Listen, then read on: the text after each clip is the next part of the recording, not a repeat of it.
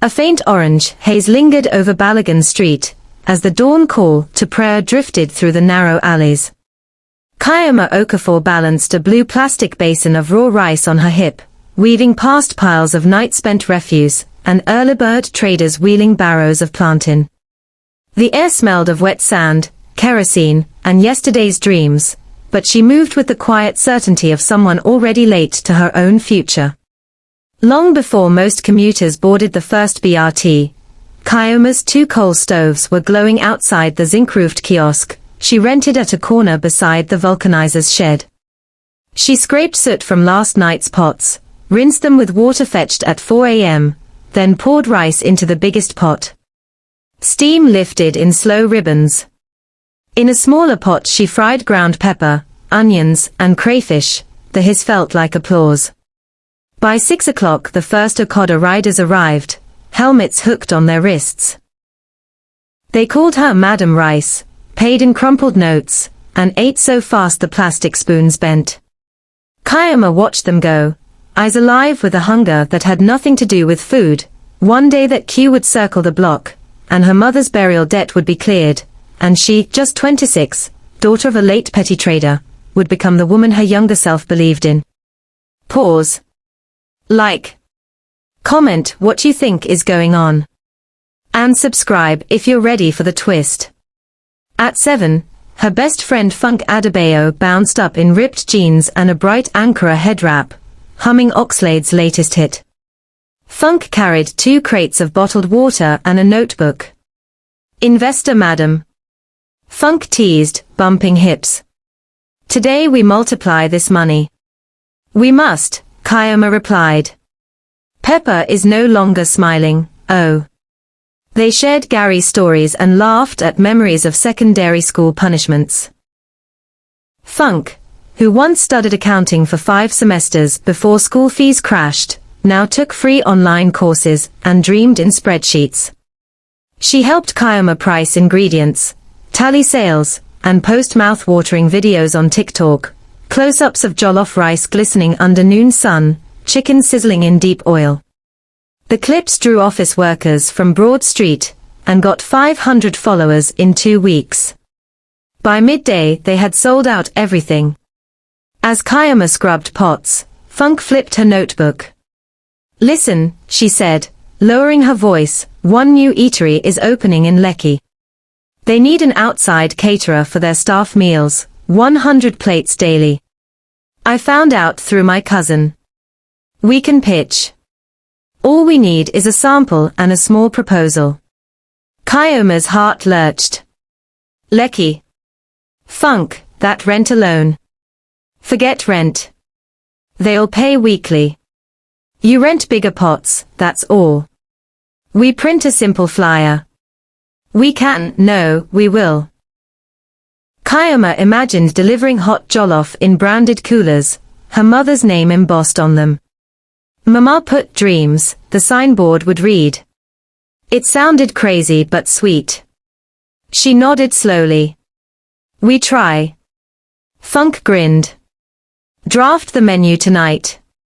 Tomorrow, we cook sample plates. The steam of lunchtime Lagos swirled around them.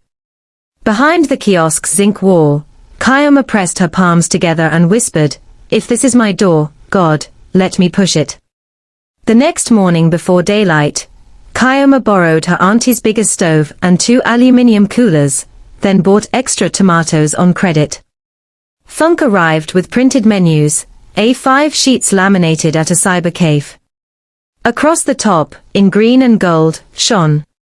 Mama put dreams, home-cooked Nigerian meals, anywhere, anytime.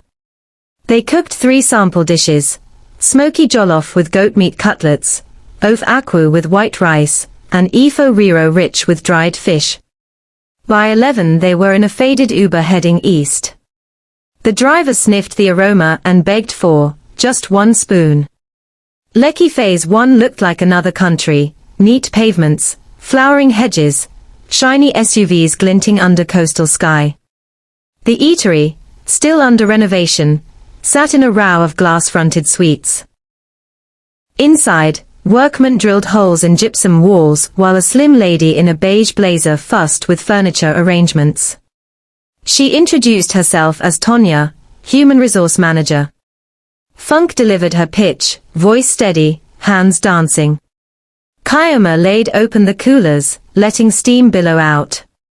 Tonya tasted the jollof, spoon clinking against her porcelain plate. Her eyebrows rose. She chewed in silence, savoring pepper heat. Then she tasted the ifo riro, her smile deepened. "You cooked all this morning?" she asked. "Yes, Ma," Kayama answered.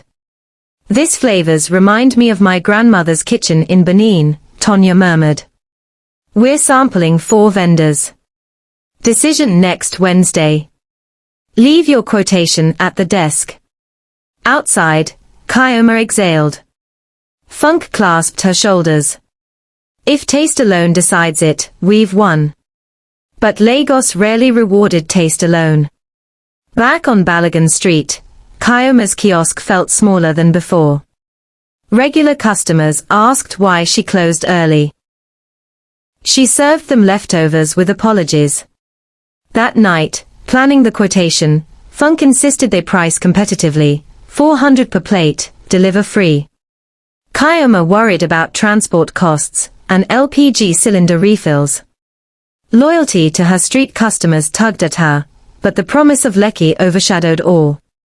2 days later, Tonya called, "Congrats. Your food came top in feedback. We want to start next Monday. 100 lunch packs daily, 12 p.m. sharp. Send invoice for 1 week." Kayama screamed so loud the neighbor's baby cried. She danced in the narrow room she rented behind the kiosk, knocking aside a bucket. Funk hugged her, both sweating with joy. They spent the weekend recruiting 2 teenage cousins as kitchen hands and renting a small gas burner corner at an industrial kitchen in Surulere. The first delivery day was chaos. Traffic on 3rd Mainland Bridge, lost cooler lids, wrong address tags. They arrived 10 minutes late, hearts hammering, but the staff tucked in gratefully. Payments landed that evening, 40,000 naira, minus bank charges. Profits real, future glowing. By the second week they added moimoi and fried plantain. Tonya increased order to 120 plates. Kayama's pulse quickened with every alert. She dreamed of replacing the kiosk's rusty shed with a shipping container cafe, tiled and lit. Yet something shifted in Funk's eyes.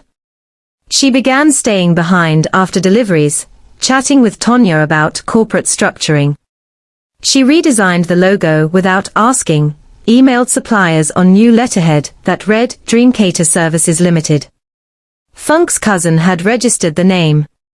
One humid evening Kayama confronted her in the kitchen storage. "Dream Cater. Funk, that's not our name." Funk wiped sweat with her scarf. "Kai, investors won't take Mama Put Dreams seriously.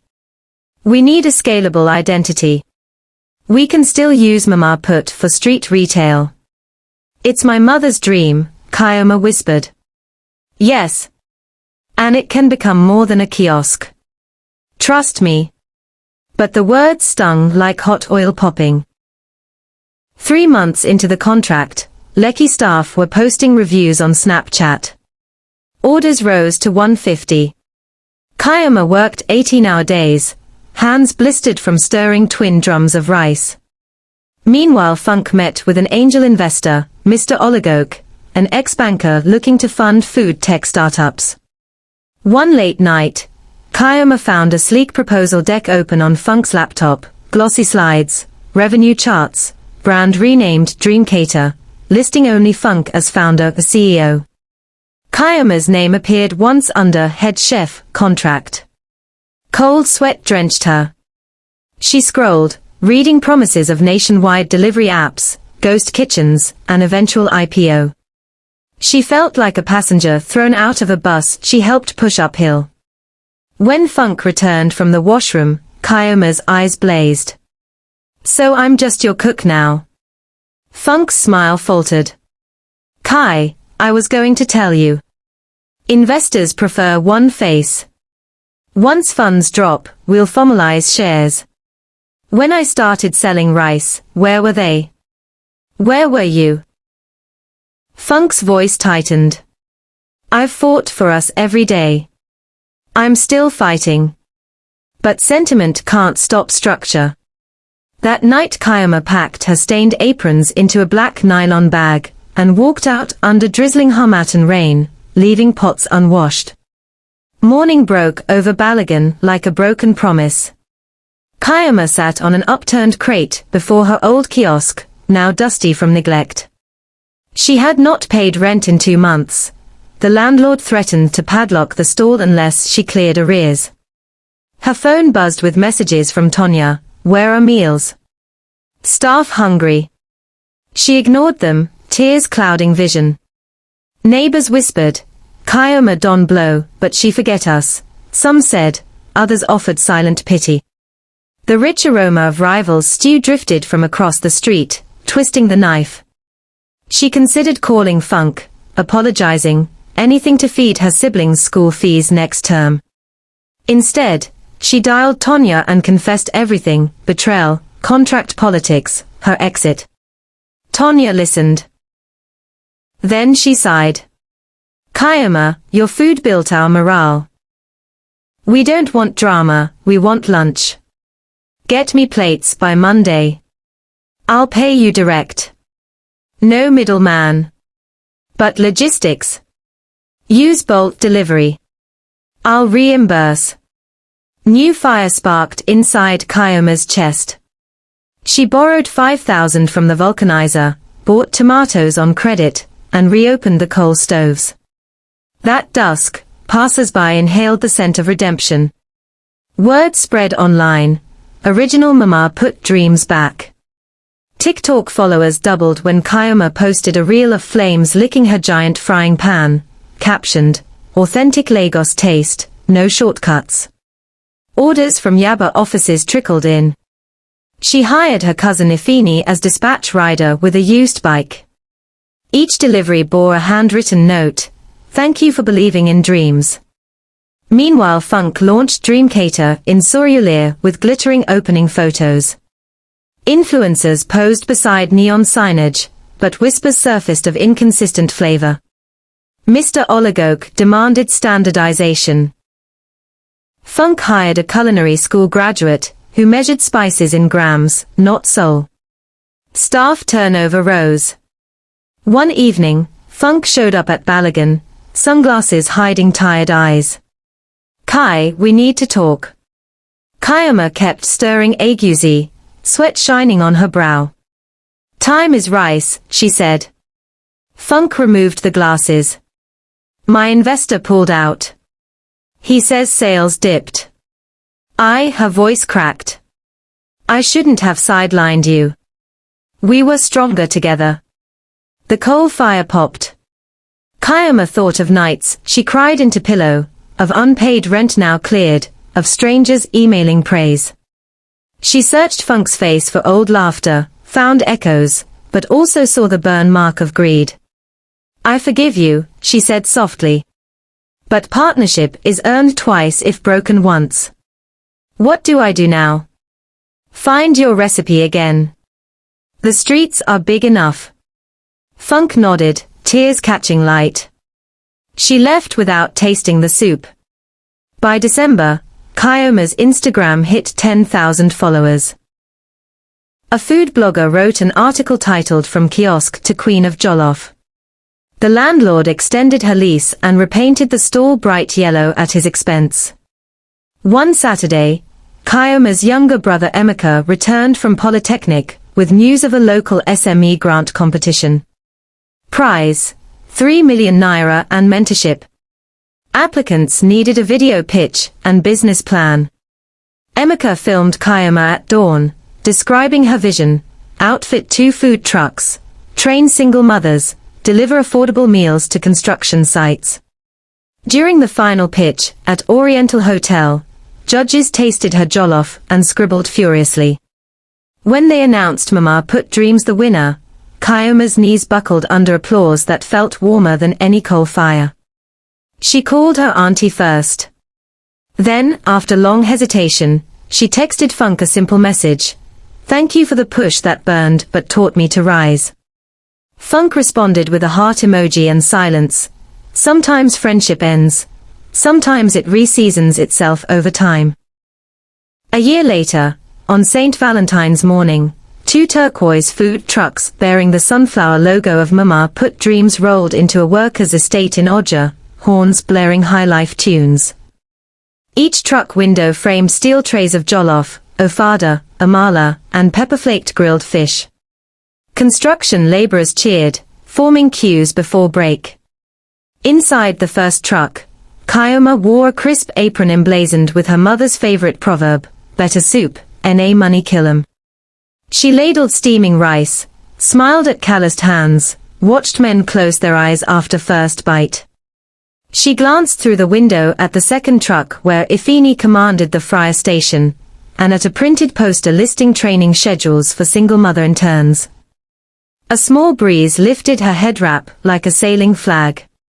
She remembered Balagan dawns, Funk's betrayal, and the moment she chose her own salt. She realized no dream tastes complete without a little smoke first. Back on Balagan Street, the old kiosk still stood, now refurbished as a community soup kitchen on Sundays. Above its door hung a wooden board carved by Emeka. Mama Put Dreams, where hustle meets hope. Every evening, when the last truck returned and the city lights flickered like scattered coals in the distance, Kyoma closed her ledger, washed her hands, and leaned against the signboard, feeling its grain under her fingertips. She whispered a quiet prayer for her late mother, for Funk, for every hawker, whose pots still balanced on broken stones. Then she turned toward tomorrow, where the scent of pepper and possibility rose together into the Lagos night. Please like, subscribe and comment your thoughts on this story.